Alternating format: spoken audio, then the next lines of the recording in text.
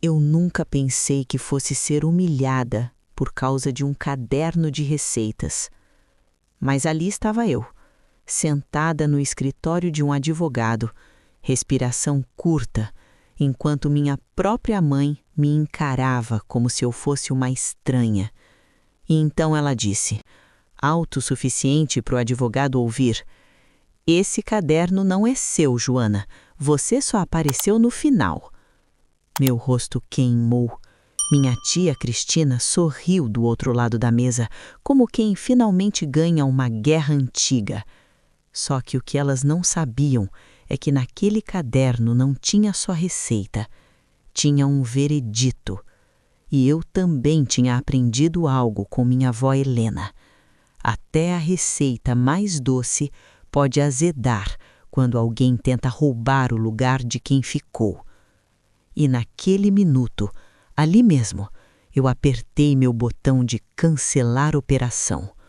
Não com grito, com papel, com verdade e com uma chave.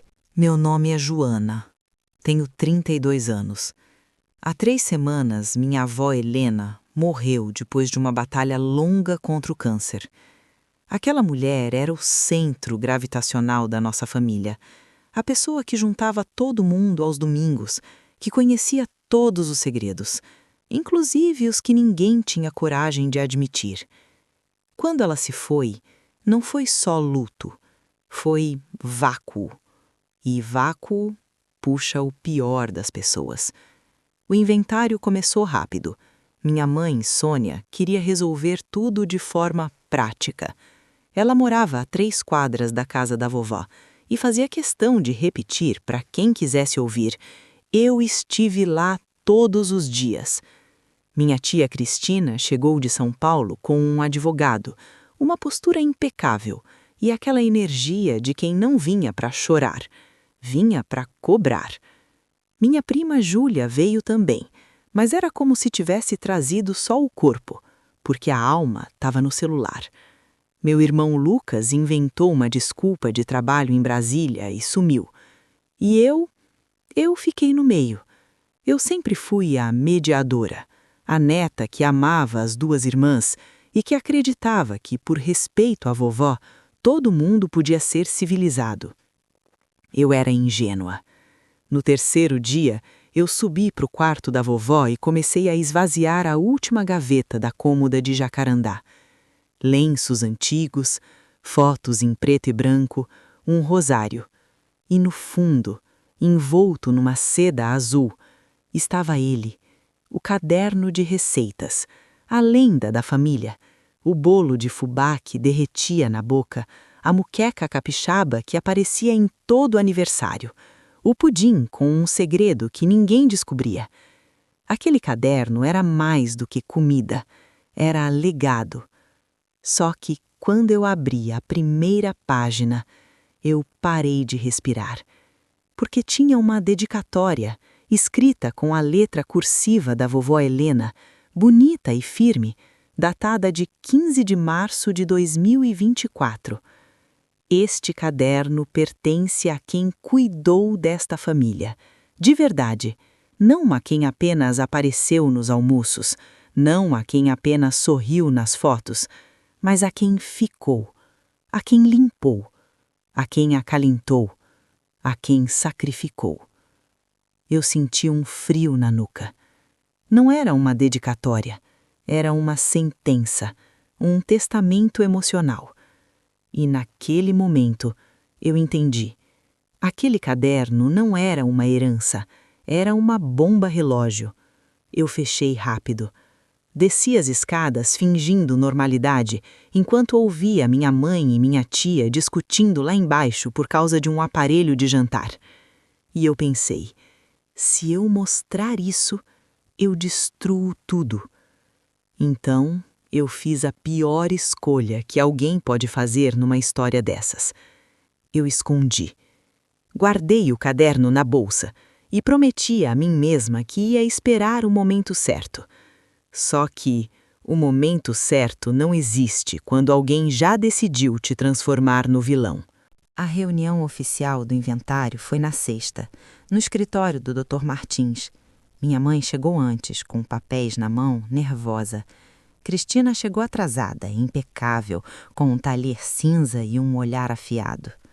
O Dr. Martins começou lendo o básico. Casa dividida entre as duas filhas, economias também. Itens específicos, relógio do vovô para o Lucas, joias para mim e para a Júlia. Tudo frio, tudo correto. Até que ele parou e puxou um envelope separado. Há uma carta endereçada à neta Joana. Eu senti todos os olhos na minha cara. Minha mãe franziu a testa, minha tia cruzou os braços. O Dr. Martins me entregou o envelope e leu em voz alta. Para Joana, abrir em particular. Minha tia não esperou. Posso saber o que diz? E eu respondi, tentando manter a voz firme. Diz para eu abrir em particular. Só que foi aí que minha mãe me olhou como se eu tivesse roubado algo e soltou. Você não vai começar com segredo agora, né, Joana? Meu estômago apertou. Eu queria dizer, eu não comecei nada.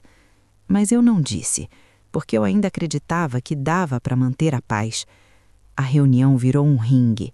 Cada objeto da casa da vovó era discutido como se fosse prova de amor. Minha mãe repetia. Eu estive lá todos os dias. Cristina devolvia. Eu tinha uma carreira, eu mandava dinheiro, eu pagava as enfermeiras. E a frase que cortou a sala foi quando minha mãe falou, olhando direto para Cristina. Dinheiro não substitui presença. Cristina sorriu de lado, como quem espera esse ataque há 20 anos. E então ela virou o olhar para mim e soltou. E presença não dá direito a tudo. Tem gente que aparece no final para colher. Eu. Ela estava falando de mim. E o pior foi que minha mãe não me defendeu. Eu senti naquele instante o que eu nunca tinha sentido na minha família. Não era só disputa de herança. Era disputa de narrativa, e eu estava perdendo. No carro, voltando para casa, eu abri o envelope. Dentro, uma carta manuscrita, 3 páginas, e uma chave pequena com uma etiqueta, guarda-roupa do quarto de costura. A carta dizia, Joana, o caderno que você encontrou não é apenas meu, é nosso. Use a chave. No guarda-roupa do quarto de costura, atrás da caixa de botões, uma caixa de metal verde. Dentro, cartas nunca enviadas. Diários. Verdades que eu nunca tive coragem de dizer em voz alta. Leia tudo. Depois, você decidirá o que fazer. O caderno pertence a quem cuidou. Eu li e reli. E ali, com aquela chave na mão, eu entendi o que a vovó tinha feito. Ela não estava me dando um prêmio, ela estava me dando uma missão. E missão vem com inimigos. Eu olhei para o Pedro, meu marido, em casa e disse só isso. Preciso voltar na casa da vovó, agora. Era noite. A casa estava vazia. Eu subi direto para o quarto de costura. Abri o guarda-roupa. O cheiro de naftalina me bateu como um soco. Atrás da caixa de botões, a caixa de metal verde. Eu abri. E o mundo que eu achava que conhecia começou a cair. Cartas. Muitas. Endereçadas à minha tia Cristina, à minha mãe, a pessoas que eu nem sabia que existiam. Eu peguei a primeira. Cristina, dezembro de 1983. E li. Cristina, sua filha Júlia completou 2 anos hoje. Você ligou por 10 minutos, prometeu vir no Natal, não veio. Júlia perguntou pela mãe. Eu menti. Eu congelei, porque aquilo explicava uma coisa que ninguém falava. Júlia ficou com a vovó quando era pequena. E isso era dinamite. Eu peguei outra, para minha mãe. Março de 2010. Sônia, você está aqui todos os dias. É a filha perfeita. Mas às vezes eu vejo obrigação, não alegria. Hoje eu disse para Joana que eu estava sozinha. Eu menti. Eu só queria ver se alguém vinha por querer, não por dever. Joana veio. Você não. Eu senti o peito apertar. Eu amava minha mãe. Mas aquela carta era uma lâmina. E eu soube. Se isso viesse à tona do jeito errado, minha família não ia se recuperar. Foi aí que meu celular vibrou. 7 chamadas perdidas da minha mãe. 3 mensagens da Cristina. E a carta? O que a mamãe te deixou? Você vai esconder da gente? E nesse momento, eu entendi a segunda regra da vida. Quem grita por transparência, muitas vezes só quer controlar o que será dito. Passei o fim de semana imersa na caixa verde. Quanto mais eu lia, mais eu via a verdade que ninguém queria admitir. A vovó Helena tinha sido profundamente solitária. Cercada de gente, mas raramente vista. Ela anotava tudo. No diário de 2023-2024, tinha registros como: Sônia veio, fez almoço, foi embora. Não me perguntou como eu estou de verdade. Cristina mandou dinheiro. Não veio. Joana me acompanhou na químio. Segurou minha mão. Eu chorava. Mas não era só tristeza. Era raiva. Raiva de como a gente chama família e acha que isso resolve tudo. No domingo à noite eu voltei para o caderno de receitas e enxerguei o que eu não tinha enxergado. As receitas eram um mapa emocional. Na do arroz de carreteiro tinha uma anotação de 1998. Sônia fez quando Cristina foi para São Paulo. Cozinhamos em silêncio. Às vezes o silêncio dói mais que palavras. Na do pão de queijo tinha: Joana tem paciência comigo. Não me trata como incapaz. E então, no bolo de chocolate, eu encontrei uma carta dobrada em papel timbrado de hospital. Junho de 2023. Eu comecei a ler e senti o chão sumir. Minhas 2 filhas são bênçãos. Amo igualmente. Mas amor não é cegueira. Sônia faz por obrigação. Cristina foi embora, e pelo menos foi honesta. Joana me vê. Não a avó doente. Me vê como Helena. O caderno vai para quem cuidou com o coração, não apenas com as mãos. Eu fechei a carta e abracei o caderno. Não porque eu ganhei, mas porque eu entendi o peso. Minha avó me escolheu para segurar a verdade que ninguém queria carregar. Só que, e aqui entra a parte masterclass, eu também entendi um padrão.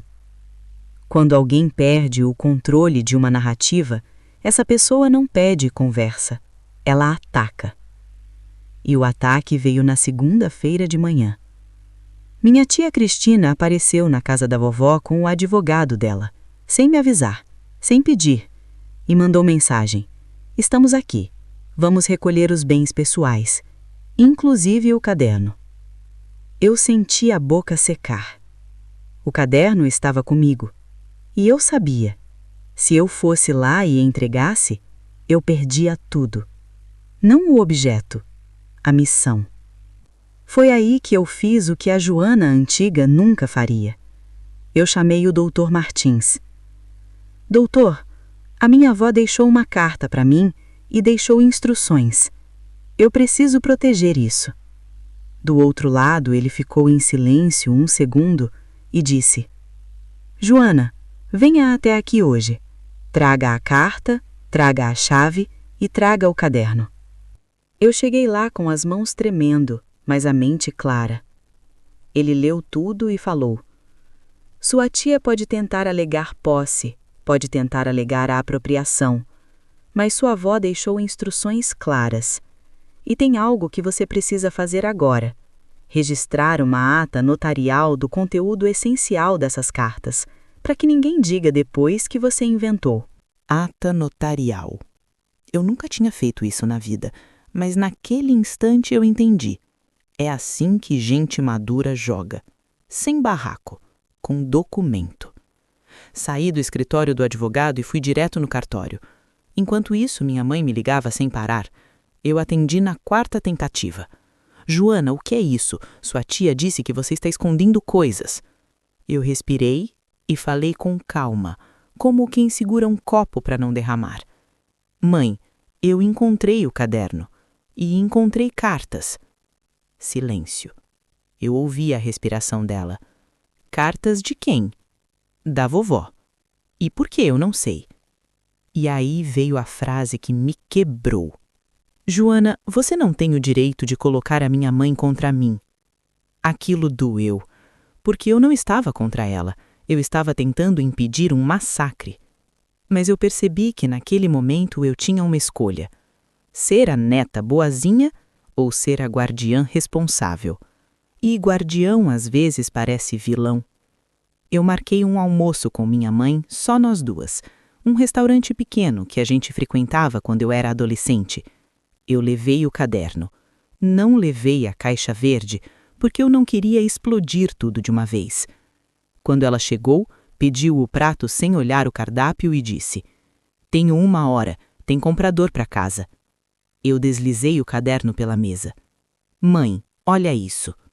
Ela abriu na dedicatória. Eu vi a expressão dela mudar em segundos.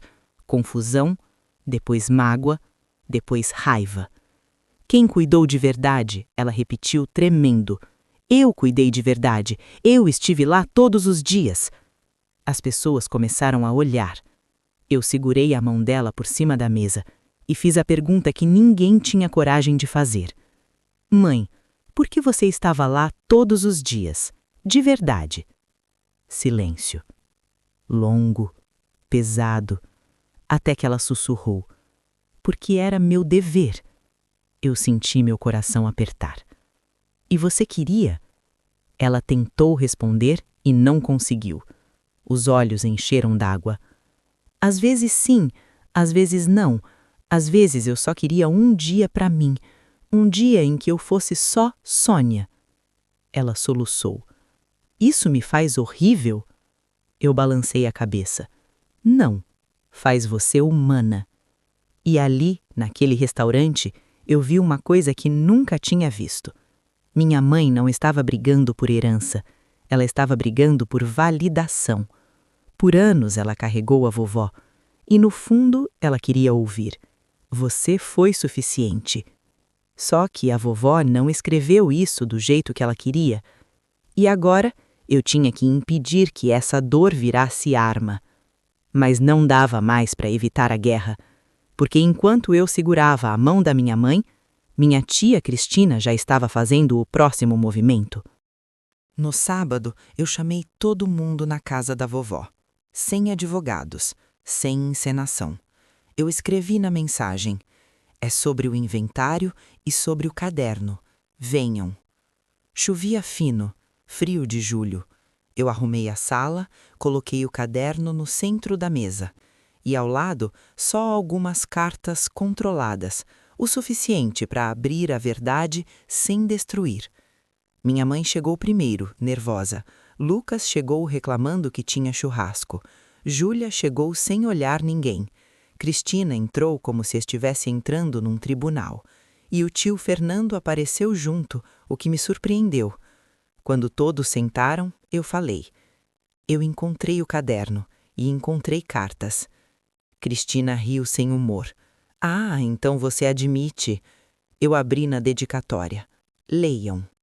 O silêncio da sala foi pesado. Quando minha tia terminou, ela levantou o olhar devagar, venenoso. Então é isso. Ela escolheu você.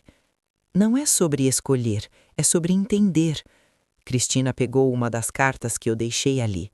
Era a carta de 1983. Ela começou a ler e eu vi o rosto dela perder cor. Ela guardou isso por 40 anos, Cristina sussurrou. Júlia tomou o papel da mão da mãe e leu em silêncio. Depois levantou o olhar com uma expressão que eu nunca tinha visto nela. Você me deixou com a vovó quando eu era bebê? Cristina tentou sorrir. Foi só uns anos, Júlia. Eu precisava me estabelecer. Quantos anos? Cristina travou. Júlia repetiu agora com a voz firme. Quantos? Cristina baixou a cabeça. 4. O ar da sala ficou pesado. Júlia levantou, saiu e bateu a porta. Cristina fez menção de ir atrás, mas o tio Fernando segurou o braço dela. Deixa ela processar. E foi nesse instante que aconteceu a virada que muda o jogo. Cristina, a mulher que sempre parecia forte, desabou. Ela sentou, cobriu o rosto com as mãos e chorou, sem controle. E eu perguntei baixo, sem acusação: por que você foi, tia? De verdade. Ela levantou o rosto, vermelho, vulnerável. Porque eu estava sufocando, porque aqui eu nunca seria boa o suficiente. Minha mãe respirou fundo e disse uma frase que eu nunca imaginei ouvir. Não há nada de errado em querer mais, Cristina. Cristina olhou para ela chocada. Você sempre me julgou. Minha mãe engoliu seco. Eu sei, me desculpa. Mamãe me ensinou que mulher tem que se sacrificar. E eu me sacrifiquei tanto que esqueci quem eu era. O silêncio que veio depois parecia um velório. Só que era um velório diferente. Era o velório de um papel. O papel da filha perfeita, da filha livre, da neta mediadora. Todos nós estávamos enterrando versões de nós mesmos. Eu coloquei o diário 2023-2024 na mesa e falei: ela estava sozinha, não porque faltava gente, mas porque faltava vulnerabilidade. Minha mãe tentou se defender. Eu estava lá, e eu falei a verdade que doeu em todo mundo. Mas você estava como função, e a tia estava como transferência bancária, e eu estava como presença. Não porque eu seja melhor, mas porque tinha menos expectativa em cima de mim. Lucas finalmente falou. Então eu era o quê? O ausente? Eu olhei para ele sem ataque. Você era a fuga, como a tia foi, só de um jeito diferente. Ele abriu a boca e fechou, porque era verdade. Então eu respirei fundo e fiz o movimento final.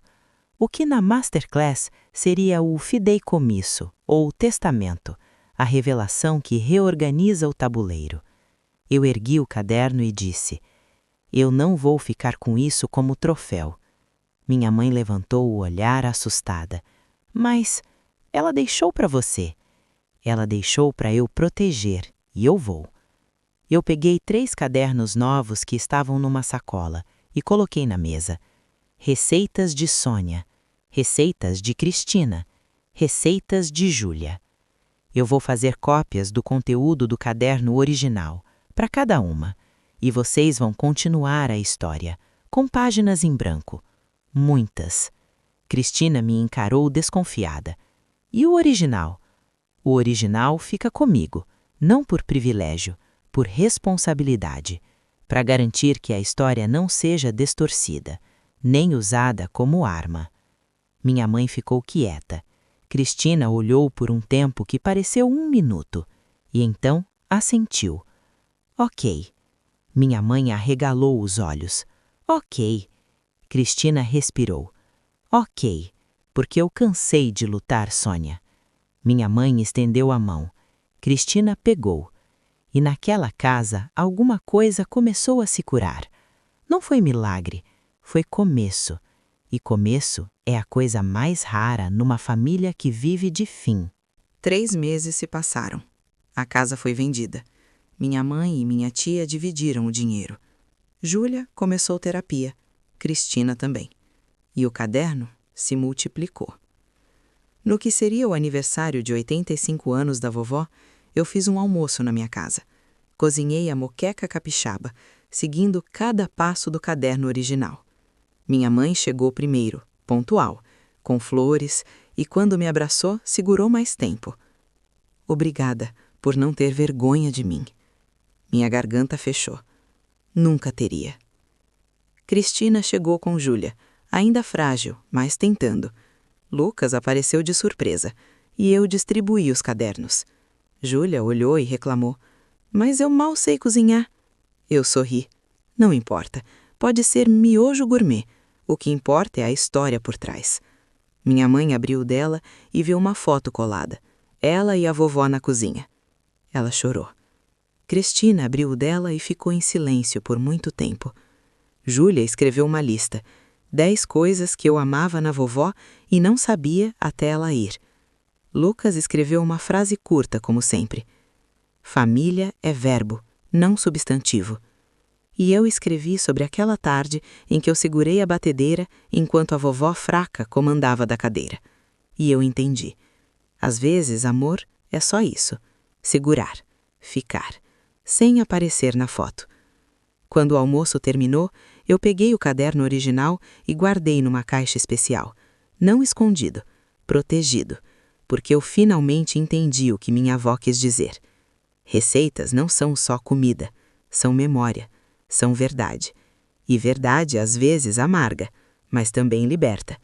E hoje, quando eu abro a primeira página e leio "Pertence a quem cuidou de verdade", eu não leio mais como sentença, eu leio como convite, para a gente parar de medir amor por presença e começar a medir por coragem de voltar.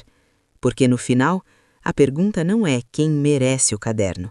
A pergunta é quem tem coragem de herdar a verdade sem usar a verdade para ferir.